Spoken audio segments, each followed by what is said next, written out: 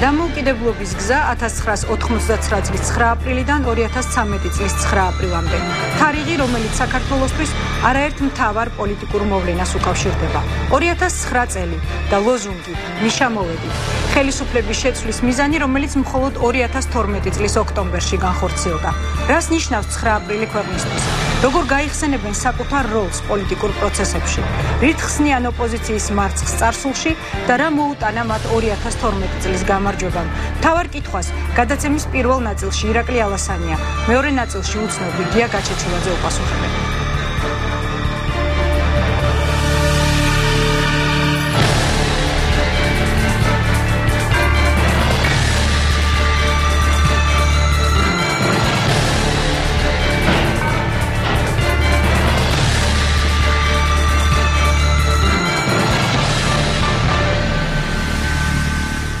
ირაკლი ალასანია უპასუხებს მთავარ კითხვას საღამოშტობისა, ბატონო ირაკლი. საღამოშტობის. მინდა 9 აპრილით დავიწყოთ, რადგან ეს თარიღი არის მართლა ძალიან მნიშვნელოვანი ჩვენი ქვეყნისთვის. თქვენ დღეს თქვით, რომ ეს დღე ჩემთვის ქართველი ერის დიდ სულოვნების დღეა და ვისურვებდი, რომ ქართველი ერი ისეთივე ერთსულოვანი იყოს, როგორიც იყო 9 აპრილს, მაგრამ ტრაგედიების გარეშეო. ეს მოკლედ ნათქვამია, უფრო ვრცლად რას ნიშნავს 9 აპრილი თქვენთვის, რადგან რაღაცნაირად დამოუკიდებლობის ისტორია ჩვენი ქვეყნის მაინც იწყება 1999 წლიდან, თუმცა გაფორმდა 2 წლით გვიან. ცითრა ეს ემოცია მეუფლება ყოველ 9 აპრილს და ამიტომ მოკლედ და გრძლად ნათქვამიც საერთოდ ერთია ხამ შემთხვევაში, მაგრამ ხა ასევე მეორეს მხრივ გადაავლებ თვალს სად იყო საქართველოს 99 წელს და დღეს სად ვართ. და სწორედ აი ამ ადამიანების დამსახურება იმათ ვინც საკუთარი თავი შეწირეს იმ დღეს რუსეთის იმპერიის წინააღმდეგ ბრძოლას, რომ დღეს ჩვენ პრაქტიკულად ვსაუბრობთ ნატოში გაწევრიანებაზე. როდესაც დღეს ხვალ ჩამოდის ევროპული სარდლობის ხელმძღვანელი ნატოსი და მასთან მექნება შეხვედრა როგორც საქართველოს დამოუკიდებელი ქვეყნის თავდაცვის მინისტრს და ვისაუბრებთ ჩვენ საერთობლივ ღონისძიებებზე, ოპერაციებზე ავღანეთში და ჩვენს გაწევრიანებაზე ნატოში. აი ეს ამ ადამიანების დამსახურება, მაგრამ მართლაც მენატრება ის ერთსულოვნება, რომელიც იმის მერე საქართველოში არ ყოფილა. თუმცა იმის მერე ჩვენ ჩავიდინეთ უამრავი დანაშაული ერთმანეთის წინაშე, ვესროლეთ ერთმანეთს, ვაყაჩაღეთ ერთმანეთი. აფხაზეთში, ცხინვალში დაუშვით უდიდესი შეცდომები, რომელს სამოქალაქო დაპირისპირება გამოიწვია. მაგრამ მეორეს მხრივ ეს ისტორია ალბათ უნდა გაგვევლო, რომ დღეს ჩვენ მივსულიყავით და გაგვეკეთებინა ისეთი დასკვნები, როგორიც გავაკეთეთ. დღეს საქართველოს აცხადებს, რომ ტერიტორიულ ოკუპაციის პრობლემას ჩვენ ვერ მოვაგვარებთ და არ მოვაგვარებთ სამხედრო შეერაღებული ძალებით და ჩვენ მხოლოდ და მხოლოდ პოლიტიკური სამშვიდობო პროცესით მოვაგვარებთ ჩვენს ურთიერთობებს აფხაზებთან და ოსებთან. დეოკუპაცია მაინც განხორციელდება. 1000 წლეულების მანძილზე საქართველოს იყო დაჩეხილი ხშირად მტრისგან, მაგრამ შემდეგ ქართველები ფეხზე დავდექით და გავაერთიანეთ ჩვენი ქვეყანა. ეს გარდაუვალია. არაღიარების პოლიტიკაც ისე მტკიცია, რომ ამას ვერავინ ვეღარ შეარყოს. მაგრამ ჩვენ ჩემი აზრით ამ 20 წელმა და განსაკუთრებით წინა წლის არჩევნებმა დაგვანახა, როგორ მომწიფდა საზოგადოება. ჩვენ გავისიგრძეგანეთ, მე მგონი, რომ არა მხოლოდ ემოციებით, არამედ გრძელვადიანი დაგეგმვის, რუტინული შრომის შეიძლება რეალურად ქვეყნის წარმატებამდე მიიყვანა. ჩემი აზრით, აი ფრთხილი ოპტიმიზმით ვიზახი დღეს ამას, რომ საქართველოს ქართული საზოგადოების დიდმა უმრავლესობამ ეს გავიაზრეთ. ეხლა საჭიროა მართლაც აი ყოველდღიური რუტინული შრომით მივახციოთ ამ შეტევებს. კიდევ ერთი ეპიზოდი წარსულიდან, ეს არის 2009 წლის აპრილი, თქვენი პერიოდში გადახვედით ოპოზიციაში, იყავით ალიანსის ლიდერი და სწორედ ალიანსთან ერთად არ იყავით ორგანიზატორებს შორის, მაგრამ იყავით ძალიან აქტიურად ჩართული აპრილის აქციებში, რომლებიც დაიწყო სწორედ 9 აპრილს. ბატონო ირაკლი, თქვენი აზრით, რა მთავარი შეცდომები დაუშვით მაშინ ოპოზიციას გულისხმობ, რა საკვირველია. თქვენ პირადად იყავით მონაწილე 11 მაისს შეხვედრის პრეზიდენტთან, სადაც გარკვეული შემოთავაზებები ჰქონდათ, მაგრამ ოპოზიციის ლიდერებმა არ მიიღეთ ეს შეთავაზებები, არ შედგა შეთანხმება. რა იყო ის მთავარი შეცდომა, რომელიც შესაძლოა შემდეგ იქცა გაკვეთილად? ისიც რა, ჩემი აზრით ყველაზე მთავარი, რაც წარმატებამ გვაჩვენა წარსულზე და ჩვენ შეცდომებზე იყო ის, რომ უკვე ბიძინა ივანიშვილის გამოჩენის შემდეგ, რომელმაც კონსოლიდაცია გაუკეთა ამ პოლიტიკურ ძალებს, ჩვენ დავინახეთ, რომ ასევე დიდი შრომა უნდა ჩაგვედო ყოველდღიურ მუშაობაში რეგიონებში. უფრო მეტი გვიარა, მეტი შეხვედრები და სწორედ ბიზნეს ჩანაფიქრით დავიწყეთ რეგიონებზე გასვლა და რეგიონებში მასიური შეხვედრების, მასიური საპროტესტო და ასევე საინფორმაციო შეხვედრების გაკეთება. ალბათ ეს აკლდა მანამდე ჩვენს მოძრაობებს. გარდა იმისა, რომ აკლდა რეალურად პოლიტიკურ ძალებს შორის კონსოლიდაცია. მაგრამ მე ვთვლი, რომ ყველა ეტაპს ბრძოლის თავისი შედეგი მოქონდა. ეს ნაბიჯ ეტაპობრივად ეს პროტესტი, ეს გამოფხიზლება საზოგადოებაში ვერ მოხდებოდა 2012 წელს ბიზინა ივანიშვილის გამოჩენითაც. თუ მანამდე არ იქნებოდა ეტაპები ბრძოლის. ანუ აუცილებლად გასავლელი საფრთხე იყო 99 წელი და შეუძლებელი იყო თქვენი აზრით მაშინ საბოლოო შედეგის მიღწევა. შეუძლებელი იყო, იმიტომ რომ ჩვენ ისეთ რეჟიმთან გვქონდა საქმე, ისეთ მახინჯ სადისტურ შეიძლება ბრჭყალებში რეჟიმთან, რაც გამოვლინდა შემდეგ. და მე აქ კიდევ ერთხელ ვიტყვი, რომ არც ერთ პიროვნებაზე ყოფილი ხელისუფლების მისამართით ამას არ ვიძახ. ეს იყო სისტემა, მახინჯი, ერთპიროვნული. მე ვიტყოდი სასტიკი, რომელთანაც დაპირისპირებას შეეძლო მხოლოდ ერთსულოვნებით, გაერთიანებით ოპოზიციური ძალებით მოეტანა შედეგი. სხვა შემთხვევაში ბუნებრივია ისეთი მყისიერი შედეგის მოტანა შეუძლებელი იყო, მაგრამ მე ვთვლი მაინც რომ აი 2009-ში გადავდგე ეს ნაბიჯი, წამოვედი პოლიტიკაში 2008 ბოლოს და იანვარში და 3 წელიწადში ჩემი აზრით მოხერხდა ის, რაც შეიძლება და ბევრს ვერ წარმოედგინა. და შეიცვალა საქართველოში ხელისუფლება მშვიდობიანი გზით. ეს მოხდა პირველად 9 აპრილის შემდეგაც ჩვენი გამარჯვებები მარცხით თავდებოდა მაშინ, როდესაც ჩვენ ხელისუფლებას ვცვლიდით შეარაღებული ძალით ან ამბოხი და ამ შემდეგ. აი ეს ყველაფერი ჩემი აზრით წიფთებოდა ნაბიჯ მიდიოდა წინ და გამოფხიზლება საზოგადოების სწორედ მოიტანა ამ ყველა კომპონენტმა, ყველა ბრძოლის ნაკადმა, რომელიც შემდეგ გაერთიანდა უკვე ერთიან დიდ ფრონტში ბიზინა ივანიშვილის თაოსნობით და 12 წლის ოქტომბრის არჩევნებში მოიტანა ეს გამარჯვება. ბატონო ირაკლი, ძალიან რთული ალბათ საკუთარ თავზე საუბარი, მაგრამ ძალიან საინტერესო ასევე თქვენ როლს აი ამ პროცესებში როგორ უყურებთ დღევანდელი გადასახედიდან და თუ გახსენდებათ რომელიმე კონკრეტული ნაბიჯი, რომელსაც დღეს მიიჩნევთ შეცდომად. იცით რა, მე არ ვიცი თქვენ შეცდომებზე რატო ხართ ესე კონცენტრირებული. არა, საინტერესოა, იმიტომ რომ შეცდომების შემდეგ იქცევა ხოლმე გაკვეთილად რაციონალური ადამიანებისთვის. საბოლოო ჯამში გამარჯვება მოიტანა. რა თქმა უნდა, მაგრამ შეცდომების გარეშე ხომ არ ყოფილა. ორი აზრი ხა ეს ამბანო ჭეშმარიტებაა თავის ხადია, მაგრამ საბოლოო ჯამში თავისი შეცდომებით თუ თავისი დანაშაულებით თუ თავისი წარმატებებით თლიანობაში ჩემი აზრით რომ შვიდობიანად მოახერხეთ ხელისუფლების შესვლა ამ 3 წლიანი ჩემი გადმოსახედით 3 წლიანი ბრძოლის და ბრძოლას დავარქვა, სხვა არ შეიძლება დაერქვას შედეგს. მე მგონია რომ ალბათ ნაკლები შეცდომა იყო ვიდრე უფრო მეტი. პირადად თქვენზე ვამბობ. პირადად ირაკლი ალასანიძე. მე გეტყვით რომ ერთი წუთითაც არ მოვიქცეოდი სხვანაირად, როგორც მოვიქეცი 2008 წლის ბოლოს, როდესაც მართლაც დავინახე რომ ამ ხელისუფლებაში ჩემი ყოფნა იყო წარმოუდგენელი, იმიტომ რომ აბსოლუტურად სხვა გზით მიდიოდნენ ვიდრე მე წარმომედგინა. ეს ერთი შემდეგ პოლიტიკურ სპექტრში ვისთანაც ურთიერთობდი და შევიძინე ხანგრძლივი ასე ვთქვათ მეგობრები, იგივე ბოლოს უკვე ქართული ოცნების სახით, მაგრამ ქართული ოცნება შედგება იმ პოლიტიკური ძალებისგან, ვინც საქართველოში არსებობდა. მთვარიდან არ ჩამოეყო. არა ერთხელ, ბატონო ირაკლი, დავით უსუფაშვილი, რომელიც დღეს ჩვენი პარლამენტის თავმჯდომარეა და რომელთან ერთადაც ეს 3 წელი ბრძოლაში გავიარემე, მე ამაყება რომ ერთად ვართ და ძალიან სერიოზული. თქვენ არაერთხელ იყავით ერთად ალიანსის ფარგლებში, შემდეგ იყო სხვა გაერთიანებების სხვადასხვა იდეების გარშემო გულისხმობ ამ შემთხვევაში 8-იანს თუ 6-იანს, თუმცა რა თქმა უნდა ეს არ იყო ალიანსის ან დღევანდელი გაერთიანების მსგავსი, დღევანდელი კოალიციის მსგავსი, მაგრამ ეს მაინც იყო რაღაც იდეების გარშემო გაერთიანება, რომელიც შემდეგ იშლებოდა როგორც წესი. ახლა თქვენი ურთიერთობა აღმოჩნდა ხანგრძლივი. ამ ეტაპზე ესე ჩანს ყოველ შემთხვევაში. აი რა შეიცვალა? პირველ რიგში ძალიან ალბათ პოლიტიკური გამოცდილება შევიძინეთ ყველამ, ვინც ამ ბრძოლაში მოვდიოდით, იმიტომ რომ ჩვენ კიდევ ერთხელ ვიტყვი, ისეთ მრავალჭირნახული უკვე ურთიერთობები გაგვიჩნდა, იმდენი სიძნელე გადავიტანეთ ერთად, იმდენი დამცირება, იმდენი ბრძოლის უღირსი მეთოდები, კამარქვეშ დარტყმები, რომ ჩვენ შევიცანეთ ერთმანეთ იმდენად, რომ ნახევარი სიტყვით გვესმის უკვე ერთმანეთის პოლიტიკაში. ეს ძალიან მნიშვნელოვანია. კიდევ ერთხელ ვიტყვი, რომ ძალიან უნდა გვახსოვდეს კარგად, რომ დღევანდელი საზოგადოების პროდუქტია დღევანდელი პოლიტიკოსები და პოლიტიკა. ეს ორი ერთმანეთისგან დაცილება არ შეიძლება. და მე ვამაყობ იმით, რომ ჩემმა საზოგადოებამ, ქართულმა საზოგადოებამ ესეთი გადაწყვეტილება მიიღო 1 ოქტომბერს. და ამიტომაც მე შესაბამისად მაქვს ბევრად უკეთესი წარმოდგენა ქართულ პოლიტიკაზე, ვიდრე თუნდაც მქონდა 2-3 წლის წინ. ანუ საზოგადოება ქმნის პოლიტიკოსებს და პოლიტიკურ, ასე ვთქვათ, აზროვნებას აყალიბებს. ისევე როგორც პოლიტიკოსები ახდენენ თავისთავად უკვე გავლენას საზოგადოებრივი აზრის ფორმირებას, ამიტომ ეს გადაჯაჭვული პროცესია. ამიტომ ვინ მეტი, ვინ ნაკლები, ვინ როდის რა სწორი ნაბიჯი გადადგან, შეცდომ ამის გაანალიზება სერიოზული დრო დაჭირდება. მთავარი არის შედეგი.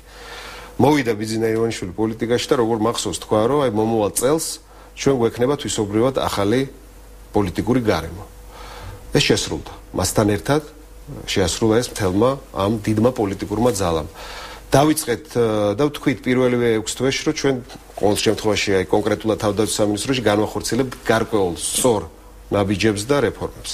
მოუმატეთ ხელფასები 89%-ს, გაუზარდეთ ხელფასები ავღანეთში ჩვენ მებრძოლებს, შევცვალეთ ჯანდაცვის პაკეტი, დავიწყეთ გრძელვადიანი რეფორმირება სისტემის, რომელსაც ალასანია იქნება შემდეგ იქ თუ ეკაბერიძე მინისტრი, იმ სისტემას უკვე ვერავინ აღარ დაარქვევს. ანუ ეს არის სისტემა, რომელიც კარიერული წინსვლის და ადამიანის პროფესიული, სამხედროს პროფესიული განვითარების გარანტირებულ სისტემას ქმნის. აი ეს იქნება საშვილიშვილო საქმე, რომელსაც ჩვენ ახლა გავაკეთებთ. აუცილებლად დაუბრუნდებით. იგივე რეფორმები მიდის აი სოფლის მეურნეობაში რაც ხდება.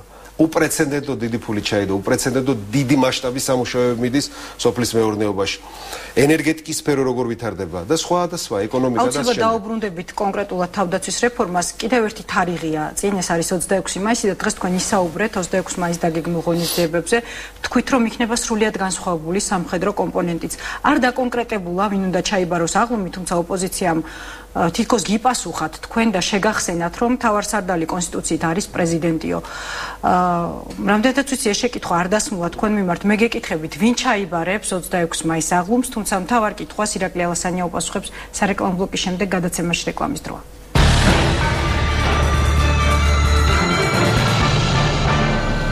თავდაცვის მინისტრი ირაკლი ალასანია პასუხობს მთავარ კითხვას, ბატონო ირაკლი, გავიმეორებ შეკითხვას. დღეს თქვენ გაამახვილეთ ყურადღება 26 მაისის აღლუმზე. თქვით ისიც, რომ განსაკუთრებული, განსხვავებული სამხედრო კომპონენტია დაგეგმილი, თუმცა არ გაამხილეთ. არ დასმულა შეკითხვა, ვინ ჩაიბარებს აღლუმს, თუმცა ოპოზიციამ თქვენს კომენტარზე გააკეთა კომენტარი, მათ თქვენს შეგახსენეს თქვენ პირადად დავით დარჩიაშვილმა, რომ მთავარსარდალი კონსტიტუციით არის პრეზიდენტიო. ვინ ჩაიბარებს აღლუმს და რა როლი ექნება 26 მაისის ღონისძიებებში მიხეილ სააკაშვილს? 26 მაისი ჯერ კიდე დაგეგმარების პროცესში. ჩვენ რამდენიმე დღეში გვექნება კიდევ ერთხელ განხილვა მთავრობაში, როგორ უნდა აღვნიშნოთ ეს ჩვენთვის ძალიან საზეიმო დღე.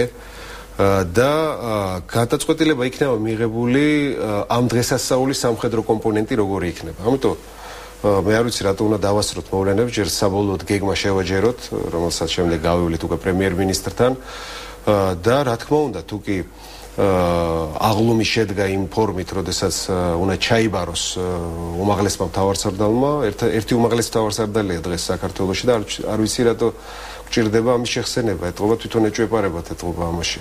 რაღაცნაირად ისე შეკითხვებს თვითონ სვამენ და თვითონვე პასუხობენ. არავითარი ასაღელვებელი აქ არ არის. უბრალოდ ჩვენ გვინდა რომ ეს იყოს რაღაცა მასიური დღესასწაული რეგიონებშიც, დედაქალაქშიც, ეს იდეა აქვს პრემიერს და სამხედრო კომპონენტი ამ ყველაფერში აუცილებლად იქნება, მაგრამ რა ფორმით, რა დოზით ეს არის შესაძლებელი და როგორც კი შეთანხმდება, მე გამოვაცხადება. ისეთი ფორმით, როგორთაც, ანუ შესაძლებელი ისეთი ფორმა მოინახოს, რომ პრეზიდენტს არ კონდეს როლი 26 მაისს. არა მგონია, არა როგორ გეგადარებათ. საქართველოს ყავს პრეზიდენტი და ჩვენს თავდაცვის სამინისტრო შეერაღებული ძალებიც დიდ პატივს სცემთ ამ ინსტიტუტს, იმიტომ რომ პრეზიდენტი არის ქვეყნის უმაღლესი მთავარსარდალი. ეს შეკითხვა არასდროს არ ყოფილა, ესე ვთქვათ, სხვანაირად პასუხგაცემული. ჩვენ გახსოვთ, თქვენ მქონდა კოჰაბიტაციის ძალიან რთული პერიოდიც თავიდან, როდესაც იჭიმებოდა დანიშვნები, იჭიმებოდა შერჩევა გაერთიანებული შტაბის ხელმძღვანელის, როდესაც ახალი დასრულებული იყო არჩევნები და ჩვენ მოვახერხეთ სწორედ ამ პრინციპების დაცვით. ასე რომ მომავალში ესე გაგრძელდება. ბატონო ირაკლი, ხვალ ბაჩო ახალაიას, გიგი კალანდაძის და კიდევ სხვა ბრალდებულების სასამართლო სხდომა უნდა გაიმართოს. ამ სხდომაზე არ არის გამორიცხული, რომ საუბარი იქნება თქვენზეც.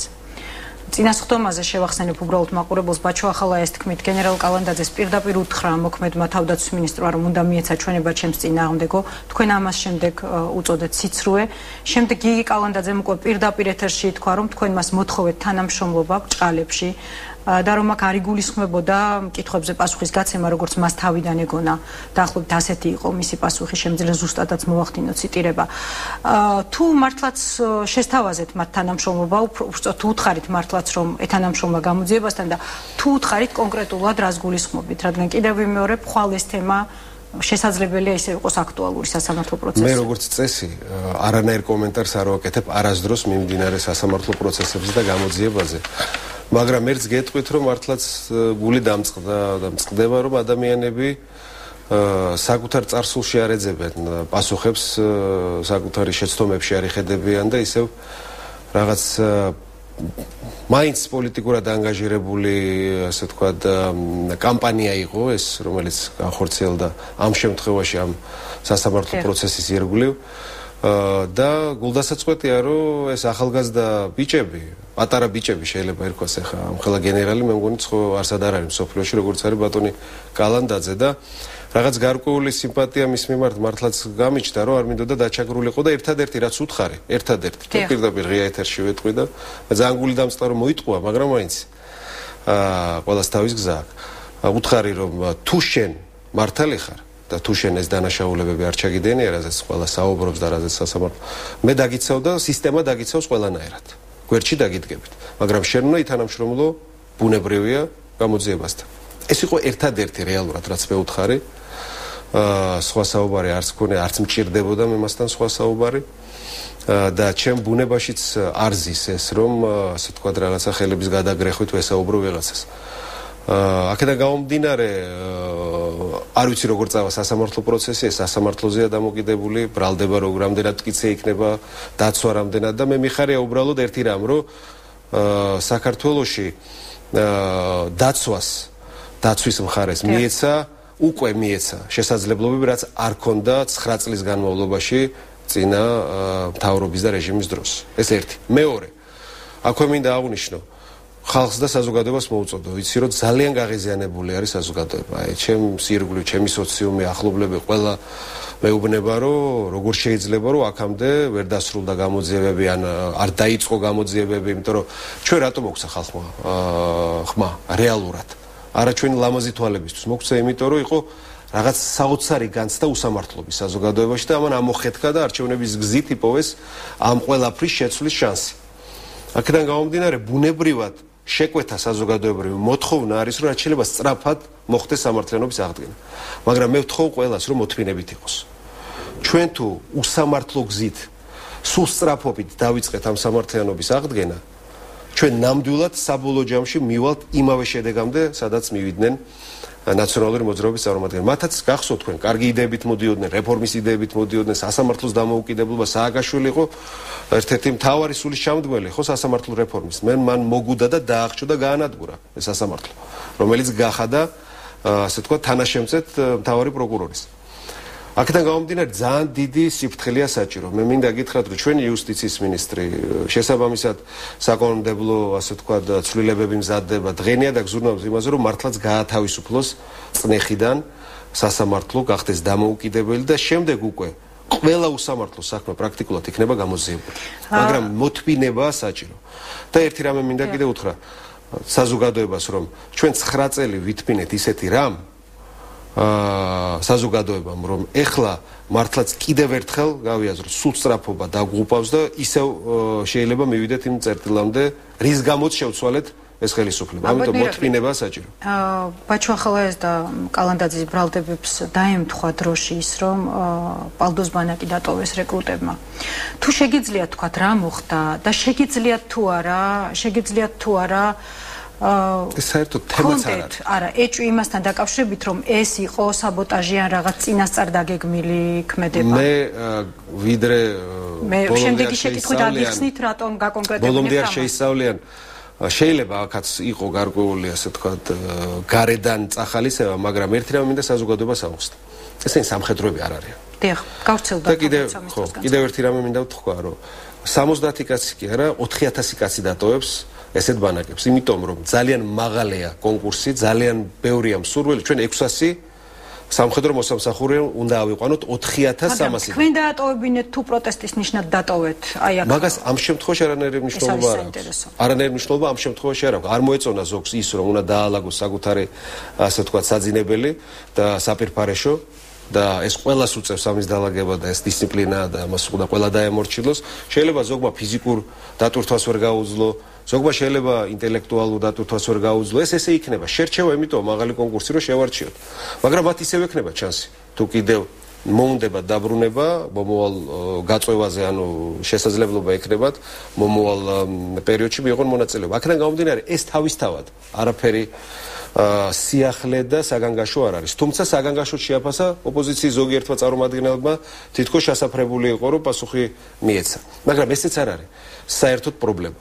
თავარი არის ის რომ მე რაზეც უსაყვედურე თავად ჩვენს ასე ვთქვათ სისტემას და ჩემს ხელქვეითებს იმაზე რომ როდესაც 3 დღის განმავლობაში შენიშნეს რომ გარკვეულწილად რაღაც ჯგუფში იყო უკმაყოფილება, უნდა მისულიყო ხელმძღვანელი, გაერკვია ყველაფერი და შემდეგ ეს საჯაროთაც გაიორცელებინათ.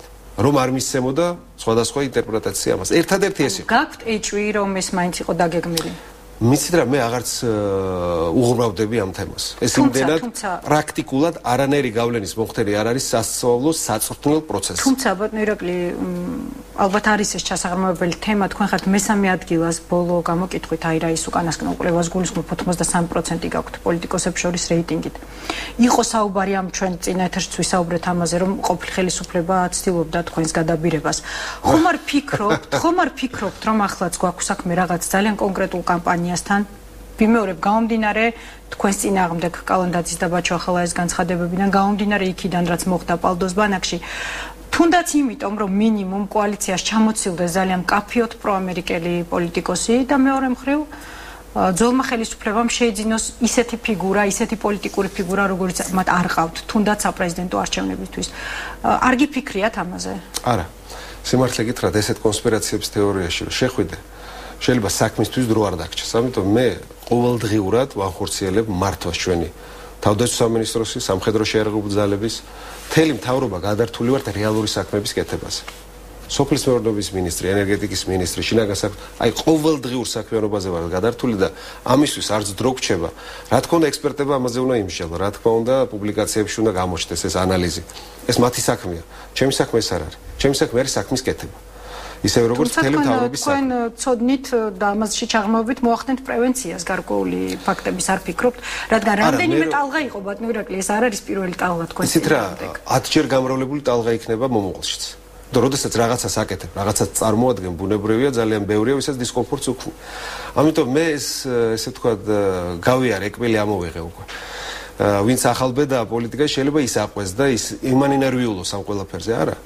შენ აკეთო კონკრეტული ფუნქცია, მოვალეობები გვაქვს ყველა, საზოგადოების წინაშე ვალდებულება გვაქვს აღებული, მათ შორის მეც, ჩემ პოლიტიკურ ძალასაც და კონკრეტულად მე როგორც კაბინეტის წევრს და ვაკეთებ საქმეს.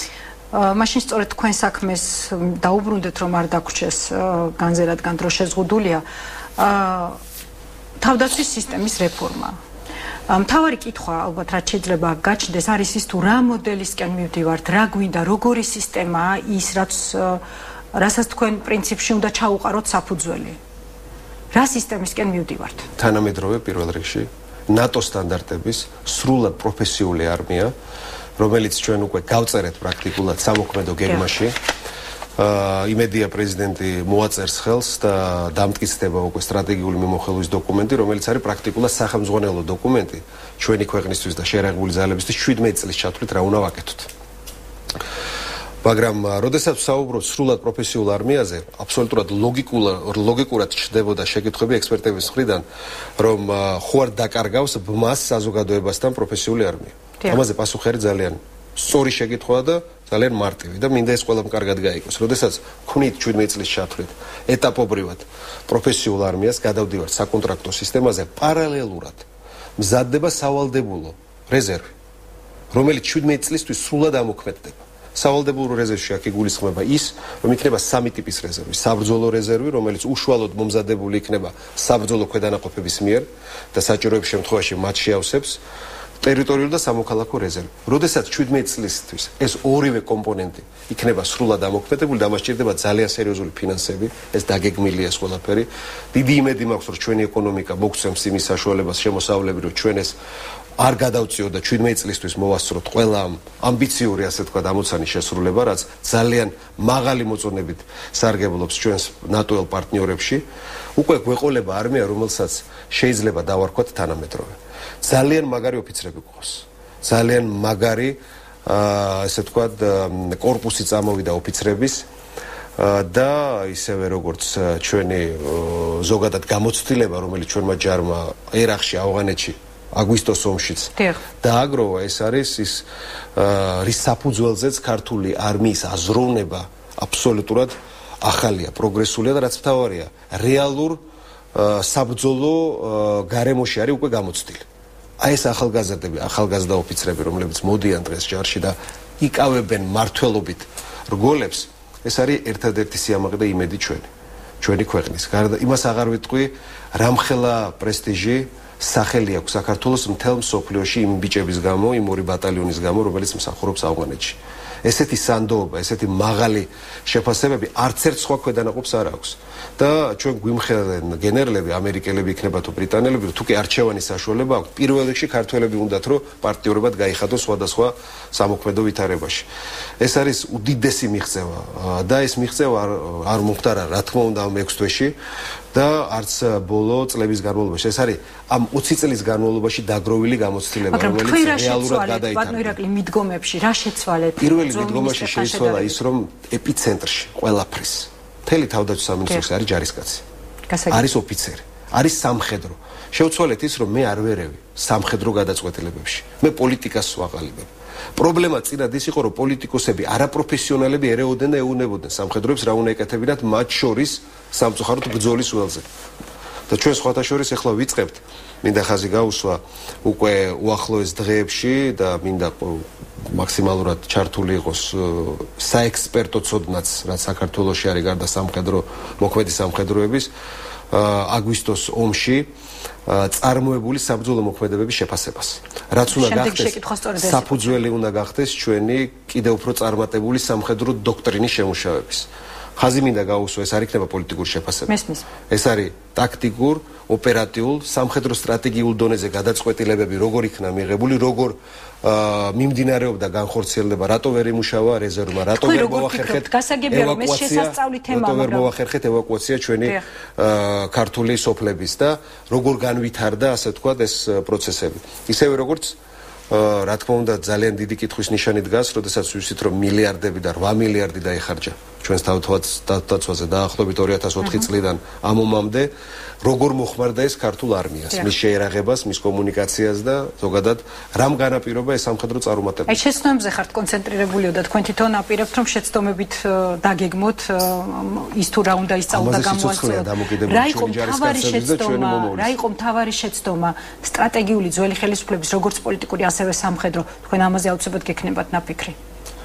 რა თქმა უნდა, მაგრამ მე არ მინდა იგივე იმ კვლევას, რომელიც ჩვენთან შიგნით დაიწყება, მე თვითონ ვერდიქტი გამოუტანო, ვიდრე არ დასრულდება. აქედან გამომდინარე, ბუნებრივია ჯერ უნდა დაველოდოთ ამ კვლევის დასრულებას და აქვე მინდა ხაზი გაუსვა კიდევ ერთხელ. აქ არ არის საუბარი იმაზე, ვინმე გადახედავს იმას, რომ საქართველოს წინააღმდეგ აგრესიული ომი აწარმოა რუსეთმა. გარკვეულწილად ჩვენი ოპონენტებიც ნებსით უნებლიეთ ფიქრობენ, ან უნდათ ესე გაყიდონ, რომ ჩვენ კითხვის ნიშანს უსვამთ იმას, რომ რუსეთმა დაიპყრო საქართველო. ამას კითხვის ნიშნის მინისტრმა გუშინ ძალიან ხმამაღალი განცხადება გააკეთა. იუსტიციის მინისტრმასაც არ გაუკეთებია ეს განცხადება. გამოძიება რო უნდა იყოს, გამოკვლევა რო უნდა მოხდეს, ეს სხვა თემაა. და უნდა დააკვირდეთ რა სიძახის კონკრეტულად ადამიანი. იგივე მისი განცხადება იუსტიციის მინისტრის, რომელიც არასწორად იქნა გაგებული, თუნდაც წმინდა სინოდს უნდა შევეკითხოთ აზრი. ანუ აზრის გამოკითხვა არ ნიშნავს იმას, რომ საკანონმდებლო პროცესში რთავ ეკლესიას. ამიტომ ამას თავი დავანებოთ. მაგრამ რა იგულისხმება მაშინ გამოძიებაში? არა, ამას უპასუხო ოპოზიციამაც გიგაბოკერია უწოდა პოლიტიკური ბოდვა და უპასუხისგებლობა. მე არ შევალ უკვე პოლიტიკურ დებატებში, ამიტომ არ მithქვია. ნუ შეხვალთ, მაგრამ რა იგულისხმება გამოძიებაში და ის რომ შესაძლებელია მიხეილ სააკაშვილის შეიძლებოდა თუ არა პოლიტიკური ნაწილი ამის თავიდან აცილება, ქონდა თუ არა დიპლომატიური, სახალხო დიპლომატიური, საერთაშორისო რესურსები საქართველოს, რომ ეს ომი თავიდან აეცილებინა. ომი რო რუსეთმა დაიწყო. საქართველოს წინააღმდეგ, სუვერენული ქვეყნის წინააღმდეგ, რომ რუსეთმა აგრესიული კამპანია საომარი დაიწყო და ოკუპაცია გაუგეთა, ამას კითხვის ნიშნებს არც არავინ არ აყენებდა, არც მომავალში არავინ არ არც გამოძიება მივა მაგ წერტილამდე როგორ გამორიცხულია, იმიტომ რომ ფაქტობრივი მასალაა ისეთი. ამას ვერ წყალი ვერ გაუვა და იმიტომაც მთელი საერთაშორისო თანამეგობრობაც არ ეთანხმება ომით შეცვლილ საზღვრებს. დეოკუპაცია არის ერთ-ერთი მთავარი თემა, რომელიცაც საერთაშორისო თანამეგობრობა ჩვენ ხელმძღვანელობთ, არაღიარების პოლიტიკა იმიტომ მყარი, ამას წყალი არ გაუვა.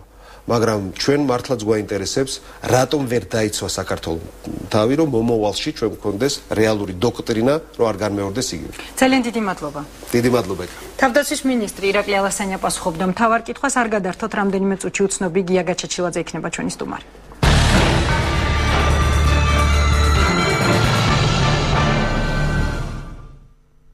გია გაჩეჩილაძე უცნობია ჩვენი სტუმარი საღამოშვიდობის. საღამოშვიდობის.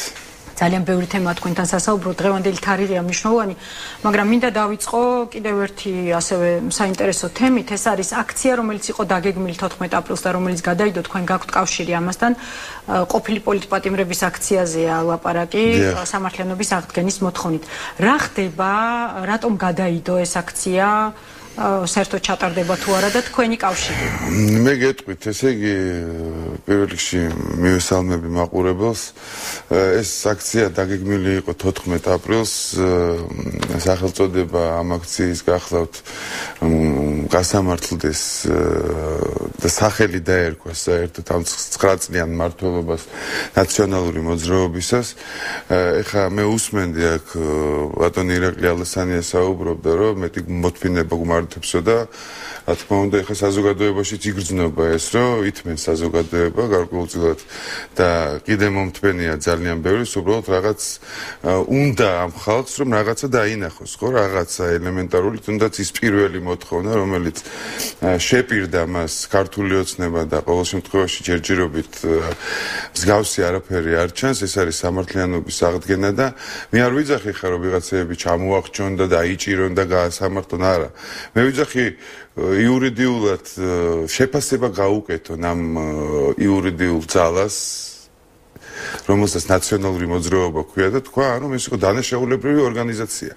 ეს ხო შეიძლება, ეს ხო არ არის დაუშვათ ისეთი სახის რაღაცა, რომ გამოძიება, ნუ ესეთ კი გასაგები უნდა შეიქმნას საგამოძიებო კომისია პარლამენტში და პარლამენტმა უნდა მიიღოს ეს, მაგრამ ნუ პროკურატურაც ხო, რა თქმა უნდა, პროკურატურაც უნდა ჩაერთოს, მაგრამ ძალიან დიდი უკმაყოფილებაა ხალხში. ჩემში რაც გაჩნდა პირადად ჩემზე ვიტყვი რა, იმიტომ რომ მე ეს რომ მითხრა ნანა კაკაბაძემ არც დავფიქრებულ ვარ, ისე შეუერთდი ამ სიტუაციას, იმიტომ რომ ეს ჩემ გარშემო მყოფი ადამიანები, ხო, ხა სადაც დავდივარ ვაკვირდები, სულ არის ეს უსამართლობის საშინელი საოცარი განცდა და ამიტომაც გადავწყვიტე, რომ მივსულიყავი და დამდგარიყავი იქ და უშუალოდ სადაც ეს მოთხოვნა ესე მკაფიოდ გააჟღერა ქალბატონმა ნანა კაკაბაძემ და მირა მისმა არასამთავრობო ორგანიზაციამ და მე მგონია რომ ძალიან დიდ ადამიანების რაოდენობაში ზუსტად ანალოგიურად არის იგივე და მე მგონი ახლა ნანა მელაპარაკებოდა სანამ წამოვიდოდი აქ და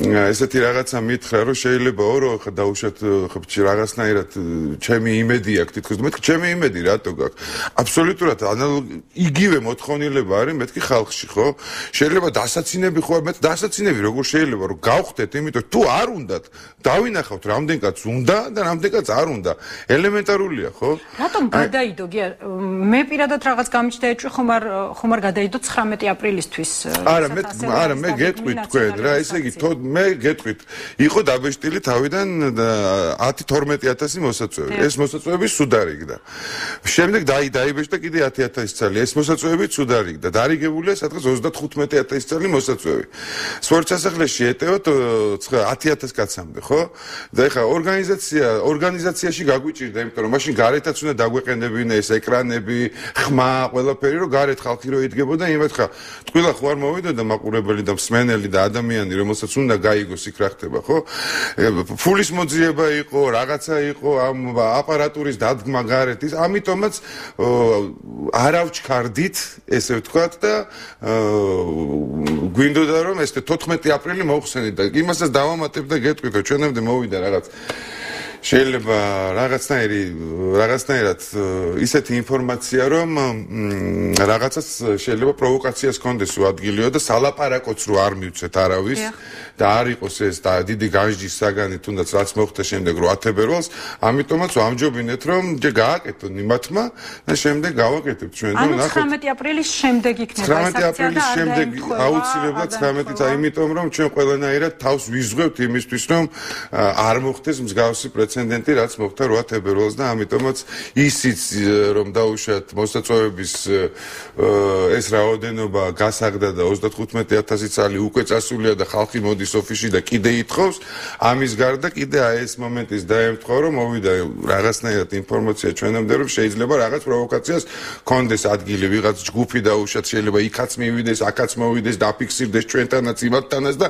მე იმათ აქციაზე მივიდეს და ამ ჯგუფმა მოაწყოს რაღაცა დაუშვათ და ამიტომ ამ ყველაფერს ლაპარაკი შევწყვიტეთ ამ თემაზე და თქვით რომ არანაირი პრობლემა არ არის ჩვენ გადავიტანთ 19 აპრილის მერე და ნახავთ ერთი რამდენი ადამიანი განიცდის ამას გია გაჩეჩილაძე ხდება ისევ საზოგადოებრივად აქტიური? გია გაჩეჩილაძე ყოველთვის არ შეუწყვეტია არასდროს ის ბრძოლა, უბრალოდ ქონდა პაუზა აღებული და ადევნებდა მოვლენებს თვალყურს და ყოველთვის იდგა და იდგება იქ, სადაც რა თქმა უნდა, ჩემი საზოგადოების და ხალხის უდიდესი ნაწილი იდგება. მოდით გავიხსენოთ 2009 წელი მიშა მოვედით ამ ლოზუნგით თქვენმა ძმამლევან გაჩეჩილაძემ დაიწყო 9 აპრილს საკნების აქციები, რომლებიც დასრულდა 26 მაისს.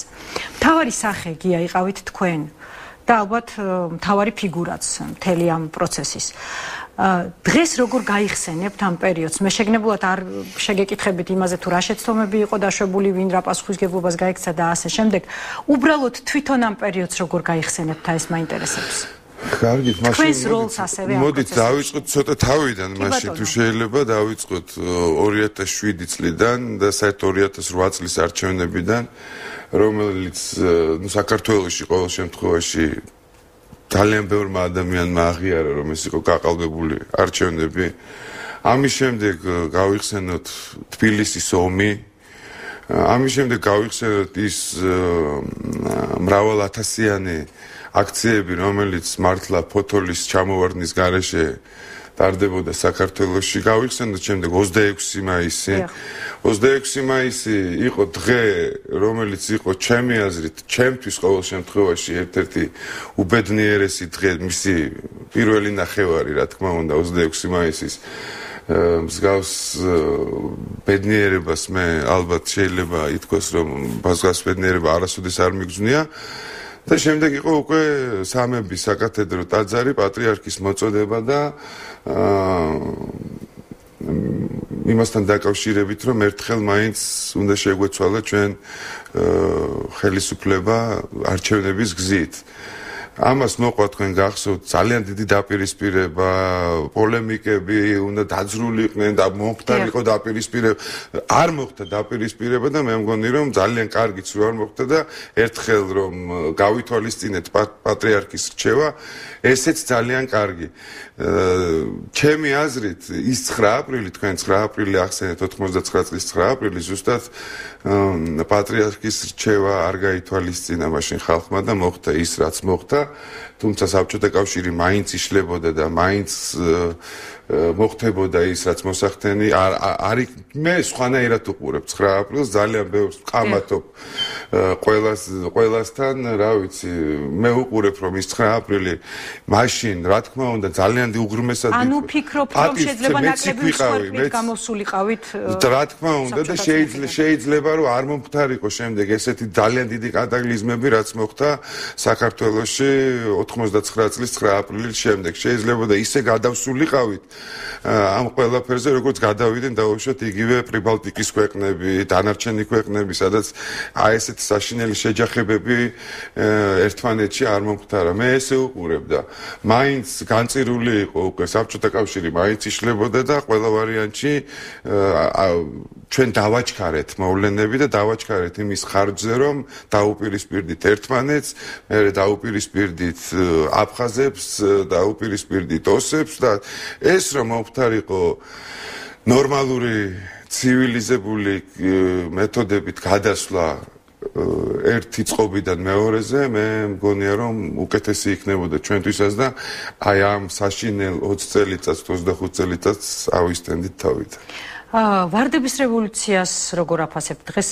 ეხა გამიჩნდა ეს კითხვა, როგორ ფიქრობთ, მაშინაც რომ სხვა გზით მომხდარიყო ხელისუფლების ცვლილება, ასევე ავიცდენდით რეჟიმის იმ მანკიერებებს, რაც თუნდაც ციხეებში ხდებოდა. ამ გადმოსახედიდან ვფიქრობ, რომ კი, მაგრამ მაშინ სხვანაირად ვფიქრობდი, როგორც ვფიქრობდი სხვანაირად 99 წლის 9 აპრილს. ეს არის, რომ ჩვენ ძალიან გავიზარდეთ პოლიტიკურად, მთელი საქართველოს მოსახლეობა, საზოგადოება გაიზარდა პოლიტიკურად და ეს ძალიან კარგი რამე მოხდა პრინციპში ძალიან ბევრი რამე გვასწავლა ჩვენ ამ 25 წელიწადმა მაგრამ ვარდების რევოლუციაც პრინციპში რომ და 6 თვე ქონდა დარჩენილი ედვარდ შევარდნაძეს რომ ბოლომდე ჩაემთავრებინა ვისი ვადა და ნორმალური არჩევნები ჩატარებულიყო და ნორმალურად გადავსულიყავით კარგად გადანაწილდებოდა უფრო ბალანსი იქნებოდა დაცული ხელისუფლებაში და მე მგონია რომ მაგრამ ყველაფერი ხო რაღაცნაირად პირველები ჩვენ უნდა ვიყოთ და ყველაფერი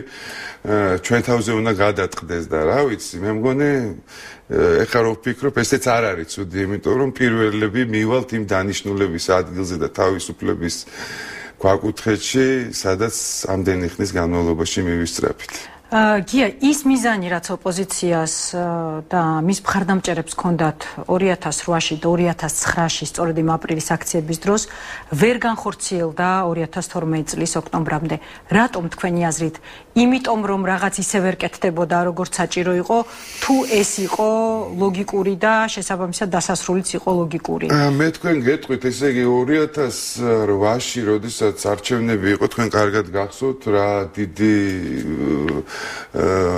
მუხტი იყო, დიდი ძალიან ბევრი ხალხი გამოცხადდა იმ არჩევნებზე, უბრალოდ მაშინ არ იყო თანხები შესაბამისი, შეიძლება რესურსი არ იყო იმისი, რომ ყველა უბანზე საქართველოს ყველა უბანზე რა თქვენ მოგეხსენებათ, რომ 3000-ზე მეტი უბანია, ჩვენ დაგვეცვა ჩვენი ხმები. თქვენ გახსოვთ როგორ უყოვლობდით ჩვენ ნაგავსაყრელებზე ბიულეტენებს გადაყრილს. ეხლა იყო ჩამოყვანილი ძალიან ბევრი დამკვირვებელი. 100,000, რა ვიცი, მე მგონი 100,000 კაცამდე იყო, რომელიც მარტო ერთ უბანზე 3 უცხოელი აკვირდებოდა ამ ყველაფერს და ელემენტარულად ვერ მოახერხეს ის, რომ ესე თვალებში ნაცარი შეეყარათ, მაგრამ 2008-ში ჩვენ ყველაფერი გავაკეთეთ, მივედით იმ წერტილში, მაგრამ საბოლოო ჯამში ვერ მოხერხდა ამ ხმების დაცვა, იმიტომ რომ რესურსი გვაკლდა ამისი სერიოზულად ფინანსური რესურსი, იმიტომ თქვენ მოგეხსენებათ არჩევნებს რა დიდძალი რაოდენობის ფინანსური რესურსი ჭირდება და ამიტომაც ჩემი აზრით ვერ მოხდა, მაგრამ ყოველ შემთხვევაში ის რაც მოხდა და ქართველის წინააღმდეგ ხელი რო არ აღმართა და საბოლოო ჯამში 2012-ში მივიღეთ ეს რაც მივიღეთ, მე მგონი იმ წლების დამსახურებაა. მაგრამ მაშინ რომ დაპირისპირება მომხდარიყო, შეიძლება 2012 წლის ოქტომბრის არჩევნებიც არ შემდგარიყო. ასე რომ მოვითფინეთ, გავითვალისწინეთ უწმინდესის მოწოდება და მივედით დღევანდელ შედეგამდე. თუმცა დღეს არის ძალიან დიდი უკმაყოფილება, მაგრამ მე ხა მინდა ვთქვა ერთი რაღაცა, რომელიც მუდამ გულში მიდე ძალიან ბევრს ვფიქრობ და ძალიან ბევრი არის აქ ლაპარაკი იმაზე, რომ აი რა გაგვიკეთებია ჩვენ ამ 9 წლის გამო. მართლაც შეიძლება ითქვა, რომ ითქვას, რომ რაღაცა გააკეთდა და რაღაცეები მომწონს, მაგრამ ყველაზე დიდი მინუსი, რატომაც გადავხაზავდი მე და არასოდეს არ ვიტყოდი იმას, რომ ნაციონალური მოძრაობა ან მისი ნარჩენები უნდა მოbrunდნენ ხელისუფლებაში არის ის, რომ ისინი კასტმოზული ხალხია. ეს არის ყველაზე უფრო მთავარი, იმიტომ რომ გავიხსენოთ ახლა ის რაც ხდებოდა შინაგან საქმეთა სამინისტროს კაბინეტებში, რომ გავიხსენოთ ის თუნდაც რა შანტაჟი მიდიოდა ოჯახის წევრებზე, მეუღლეებზე, ნუ ეს არო აღარაფერი ვთქვათ ახლა ციხეზე და ასე შემდეგ და არ შეიძლება კასტმოძული ადამიანები სახელმწიფოს მართავდნენ და ახლა რა შეიძლება მე ახლა ორივე ადამიანს ძალიან კარგად ვიცნობ ბიზინა ივანიშვილსაც და ვიცნობ მიხეილ სააკაშვილსაც. ბიზინა ივანიშვილი კაცით მოყარე ადამიანია, შემიძლია თავისუფლად თქვა, იმიტომ რომ ესე გაუზდია მას თავისი შვილები და ვიცნობ ძალიან ახლოს მის მეუღლესაც და ძალიან დიდი დრო გამიტარებია მათთან. და ორი ადამიანი რომ შევადაროთ ერთმანეთს, ხო? ну აი რა გითხრათ, როგორც სადა დედამიწა ისეა და ეს არის მთავარი რატომაც ვეწინააღმდეგები და არა ის რა გაუკეთებიათ და რა დაგვპირდებიან შემდგომში რომ გააკეთებენ, იმიტომ რომ თქვენთვის რა შეიცვალა ხელისუფლების შეცვლით, ანუ იმ მიზნის მიღწევით, რასაც ესწრაფოდით, თქვენ პირადად გია გაჩეჩილაძე წლების მანძილზე. ჩემთვის შეიცვალა მაგალითად ის, რომ გარეთ გამოვიდნენ ჩემი მეგობრები თავისუფლად დადიან ქუჩაში, თავისუფლად სუნთქავენ. ეს შეიცვალა ჩემთვის, მაგრამ არ შეცვლილა ის, რა მოთხოვნილება შიგნით მაქვს, რომ ეს ამდენი როგორ გითხრათ, 9 წლიანი ბრძოლა, ესე მგონია, რომ უნდა ყოფოთ ჩაივლის, თუ არ დაერქმევა ყველაფერს თავისი სახელი. იმიტომ რომ ხა თქვენიცით ნაცისტები გერმანიაში რომ გაასამართლეს და შემდეგ ბოდიშიც რომ მოიხადეს საჯაროდ მას ის შემდეგ შეძლეს გერმანელებმა ნორმალური და კარგი ქვეყნის აშენება. ჩვენ არ შეიძლება არ დავარქვათ წინა ხელისუფლებას სახელი და ესე გავაგრძელოთ მომავალი ქვეყნის მშენებლობა. მინდა შეკითხვა დაგისვათ შოუ-ბიზნესის შესახებაც, იმიტომ რომ ძალიან აქტუალურია ეს თემა რუსეთთან მიმართებაში. მაგალითად გაზეთ „იზვესტიაში“ გამოქვეყნდა ანზორ ერქომაიშვილის ინტერვიუ, სადაც ის თითქოს აცხადებს, რომ ერთ თვეში ექნება ანსამბლ რუსთავს კონცერტები ოკუპირებულ ტერიტორიებზე. მან ჩვენს ეთერში დღეს უარყო ეს ინფორმაცია, თქვა რომ ასეთი რამ არ უთქვამს, თუმცა სიამოვნებით გამოვიდოდა ამ ტერიტორიებზე თუ ამის საშუალება იქნება. რუსთავმა სხვათა შორის წუხელ, ანუ 9 აპრილის წინა საღამოს იმღერა არხო ერტეზეც, ისინი ახლა იმყოფებიან რუსეთში. ერისიონმა გამართა კრემლში, კრემლის საკონცერტო დარბაზში კონცერტი. საკამათო თემა იყო აგუტინის კონცერტი თბილისში, უნდა წასულიყო თუ არ უნდა წასულიყო იქ საზოგადოება. მოკლედ, კამათის თემაა, კულტურული ურთიერთობების თემა რუსეთთან, ისე როგორც ეს დაიწყო. საინტერესოა, თქვენ რა პოზიცია გაქვთ? ხართ მომხრე, რომ სწორედ ასე აღდგეს ამ სახის ურთიერთობები? ურთიერთობა ყველანაირად უნდა აღდგეს და ეს ძალიან კარგია, რომ ესე ხდება და ეს დაიწყო. მე საერთოდ თანამედროვე პოლიტიკა და თანამედროვე დიპლომატია არის ურთიერთგაცვლა აზრების, ესე ვთქვათ, კულტურული გინდა სპექტაკლი დავარქვათ, გინდა კინოფილმი დავარქვათ, გინდა სიმღერა თუ რა ვიცი, კონცერტი დავარქვათ. ეს არის 21 საუკუნე და ესე უნდა ხდებოდეს ცივილურ ქვეყნებში, გინდაც აღდგენა ურთიერთობების და გინდაც უფრო ღრმად გაფართოვება ამ ურთიერთობების და სხვანაირად ეხლა მე მგონია რომ ეს თავსმოხვეული რაღაცაა, ეს არის კონიუნქტურა, რომელი კონიუნქტურა შემოიტანა ნაციონალურმა მოძრაობამ. თუმცა ოკუპირებული ტერიტორიები არის ფაქტი, არა ოკუპირებული ტერიტორიები იყო მაშინაც. 93 წლიდან აგვაქვს ჩვენ გაგრა დაკარგული, ისა აფხაზეთი გასაგებია რომ ხო დაკარგული ხო იყო რა.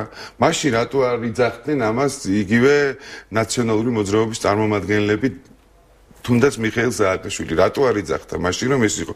ეს და როცა პოლიტიკურად დაჭირდა, როცა პოლიტიკურად დაჭირდათ მას, მაშინაც თქვეს ეს ყველაფერი, იმიტომ რომ მათთვის მომგებიანი იყო პოლიტიკურად, იმიტომ რომ ეხლა ძალიან კარგად იცის ყველამ, რომ მიხეილ სააკაშვილმა მოირგო რუსეთზე და კონკრეტულად პუტინზე მაგინებლის როლი და ამიტომაც დაუჭირა მხარი იმ ქვეყნებმა, რომლებიც მართლა ვერ იტანენ მათ, ხო, რუსეთს. პრიბალტიკის ქვეყნებმა თუ პოლონეთმა თუ ასე შემდეგ და ასე შემდეგ. ის იყო ადამიანი და დადგა იმათ თავში, ვინც ყველაზე მაგრა აგინებდა რუსეთს, პოლიტიკურად ვიძახი და ყველაზე მაგრად აგინებდა პუტინს. ეს იყო მისი პოლიტიკური როლი, რომელ კონიუნქტურას ჩავჯექით ჩვენს უყველა და აი მე ეს კულტურული ურთიერთობა ექნებოდა თუ რაღაცა ეს ყველაფერი მიება ამას. ანუ ნაციონალების პოლიტიკა რომ გვერდზე გადავდოთ გია და მაგრამ ქვეყანა იყოს იმ მდგომარეობაში, რამ მდგომარეობაში არის დღეს. დავივიწყოთ ნაციონალების კონიუნქტურა. მომღერალი თქვენ მაგალითად წახვიდოდით რუსეთში გასტროლებზე. ისე ვიმეორებ დავივიწყოთ ვაშაძე ნაციონალები და ის თუ როგორ ირგებენ ისინი პოლიტიკურად. როგორ გითხრათ, ეხა მე მაგალითად ვაპირებ ეხა რაღაც ჩემი პროექტის გაკეთებას, ხო? თუ ეს იქნა მოთხოვნადი და თუ ეს იქნა, იქ ძალიან ბევრი ქართველი ცხოვრობს, სხვათა შორის, რომელიც ძალიან მაგრად ელოდება ჩემს კონცერტს. არ ჩავიდე და არ ვიმღერო მათთან, რომელიც რა ვიცი, რომ რა ვიცი, როგორ საუკუნეში ვცხოვრობ, როგორ შეიძლება რომ რაც გააქვს შენ დაუშვათ ღირებული სიტყვაზე ვთქვა, ეს ფოლკლორი იქნება შენი ხატრობა იქნება თუ შენ ნებისმიერი რაღაცა, რომ არ გააცნო სხვა არ გააცნო, თუნდაც იქ მცხოვრებ ქართველს. დავანებოთ რუსზე და დავანებოთ ყველას, ხო? ხო ძალიან დიდი მონატრებაა, ძალიან თუნდაც ხა ხელი მაქვს მოკიდებული გია ყანჩელის პროექტზე. ხა თქვენ კარგად იცით და ეს პროექტი რო შედგება ხა რა ვქნა ხა მარტო ვითამაშო სიტყვაზე ვთქვათ საქართველოში ორი სპექტაკლი და გავჩერდე? და დავუშვათ ვისაც ამის სურვილი აქვს რომ ეს ნახოს, არ ვანახოთ, თუნდაც უკრაინა ავიღოთ, გინდაც რუსეთი ავიღოთ, გინდაც რა ვიცი ნებისმიერი ქვეყანა ავიღოთ. ეს კიდევ ერთხელ ვიმეორებ, თითიდან გამოწვეული პრობლემაა, რომელიც სააკაშვილმა მოირგო რუსეთზე მაგინებლის როლი. და ამ როლში გავქვია მთელი საქართველო. ვინც რუსეთში წავიდოდა იმღერებდა მოღალატე იყო, ვინც იმას გააკეთებდა მოღალატე იყო, ვინც რუსს დაელაპარაკებოდა და რუსულ სიმღერებს საქართველოში იმღერებდა მოღალატე იყო. ეს მისი როლი იყო. თორე ის რომ პრეზიდენტი არ ყოფილიყო და ეს როლი მორგებული რო არ ქონოდა, ხმას არ ამოიღებდა. კი არ იტყოდა. ის რომ ოპოზიციაში ყოფილიყო, პირიქით გააკეთებდა. აი ეს არის მთელი უბედურება, რა კონიუნქტურიდან ჩვენ ვერ გამოვდივართ. იგივე საქართველოს მასმედიის სივრცე. სატელევიზიო სივრცეში იგივე სიტუაციაა. რაღაცას ვიძახდი იმ დღეს ვლაპარაკობდი ზუსტად ერთ-ერთ გადაცემაში, რომ რაღაც თემას ინტერნეტის მეშვეობით წამოწევს ერთი პატარა ჯგუფი და მე იმ თემას ირგვლივ მიდის განხილვა სახლებში, ტელევიზიებში, გადაცემებში, რა ვიცი, ყველგან და შეიძლება არაფრად ღირებული თემა არ იყოს, ამ დროს ყველა ამაზე ლაპარაკობს. ამ კონიუნქტურიდან უნდა გამოვიდეთ აუცილებლად, ძალიან ბევრი სხვა საინტერესო თემა არის საქართველოში. ძალიან დიდი მადლობა, ძალიან დიდი მადლობა სამწუხაროდ დრო არ აღჭება. დიდი მადლობა რომ დრო მონახეთ. გია გაჩეჩილაძე უცნობი პასუხობდა მთავარ კითხვას, მე ხვალამდე გემშვიდობებით და მშვიდობიან ღამეს გისურვებთ.